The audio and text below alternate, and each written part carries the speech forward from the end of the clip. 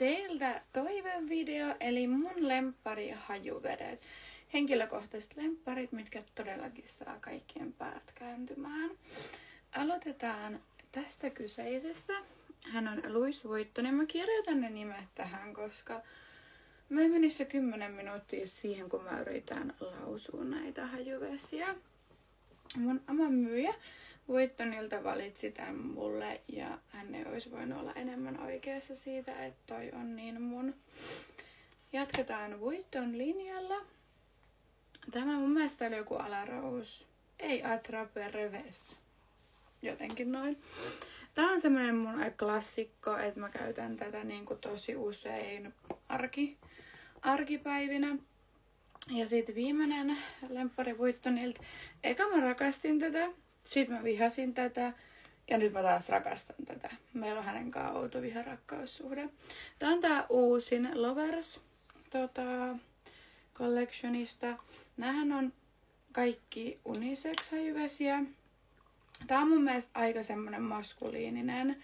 Että jos tykkää semmosista, niin tää on sulle. Ehkä sen takia kans mulla on tän kanssa semmonen viharakkaussuhde, koska mä tykkään semmosista tosi pehmeistä. Ja sitten esim. Tää Satin Mood samalta tekijältä kuin Baccarat. Mennään siihen kohta.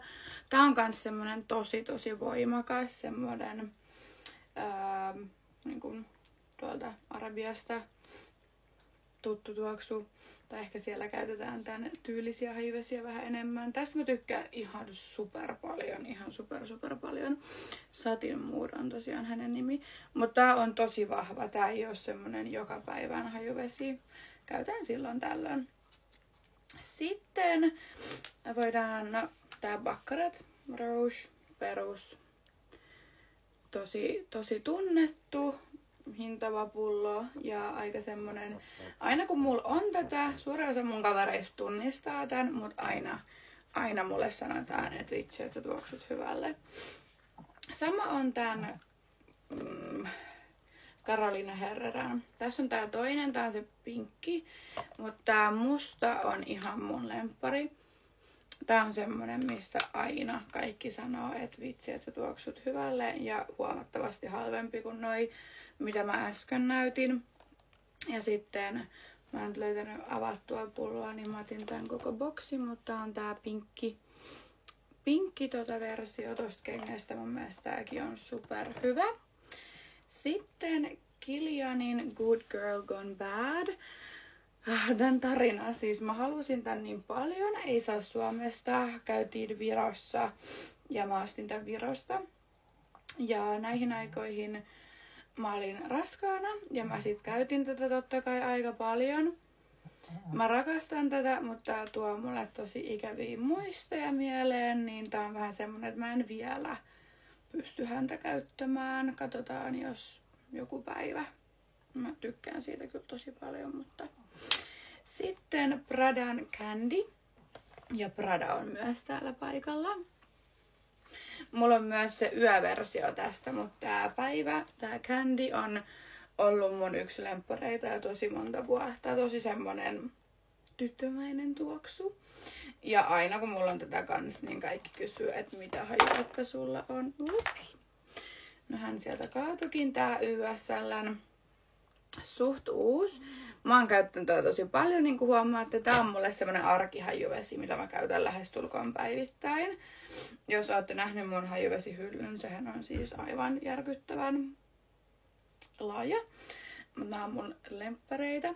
Sitten, en edes yritä, mutta Armanilta. Niin nimenomaan tää Pinky Sea. Mulla on myös se punainen, mutta se ei oo niin mun. Tää on kans semmonen tosi pehmeä, ihana. Mua vaan harmittaa, että tää ei kestä kauhean hyvin iholla.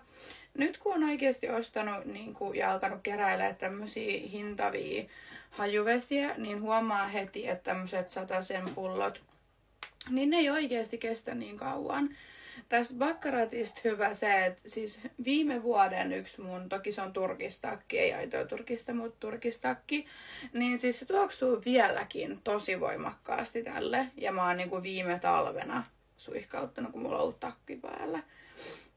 Mut joo, huomaa tosi selkeän eron siinä kestävyydessä. Sitten Diorin tää perus. Mä oon laittanut siihen jostain mun Vuittonista on tullut naru. Mut tosi perus. Tääkin on semmonen arkihajuvesi mulle. Tääkin on semmonen tosi girly. Sitten viimeisempänä, mut ei vähäisempänä mun lemppari. Mulla on tästä tällä hetkellä tätä... Siellä oli mun hius. Nice. Tom Fordin Soleil Neige. Mulla on tästä tällä hetkellä tätä Body Shimmeria. Vinkki. Tää tuoksuu ihan yhtä voimakkaasti, jos tykkää body shimmereistä, kuin se hajuvesi. Mutta tää maksaa 100 € ja se hajuvesi maksaa 300 €. Ja tässä on paljon enemmän sitä kanssa. Joten vinkki, jos haluaa vähän säästää. Mä ostan aina vaan ton body shimmerin, koska mä rakastan body shimmereitä. Ja pääsee 200 € halvemmalla, koska mä tykkään levittää tätä varsinkin dekolteille ja käsiin. Se tuoksuu tosiaan ihan yhtä vahvasti kuin se hajuvesi ja sit sä myös kimaltelet ja iho näyttää kivalle. Mut siinä oli mun tämänhetkiset lempparihajuvedet. Mä voin tehdä jossain vaiheessa part 2, jos teitä kiinnostaa. Ja mä kirjoitan noiden hajuvesien nimet tosiaan noihin kohdille, koska niin kuin mä sanoin, jos me oltais yritetty tai mä olisin yrittänyt niitä lausua, niin me oltais käytetty se koko 10 minuuttia siihen. Mä en not gonna do that. Melkein unohin, haluan vielä lisätä tämän, minkä mä astin itselleni Pariisista. Hermeksen Twilly. Mun mielestä se on super, että tässä nimessä on Willy. Mun kultalapseni Bobelinin nukkuu tuolla takana. Nimi on siis Willy, mutta on aivan ihana. Mä oon nyt muutaman kerran vasta tätä käyttänyt. Aivan ihana. Suosittelen 6/5.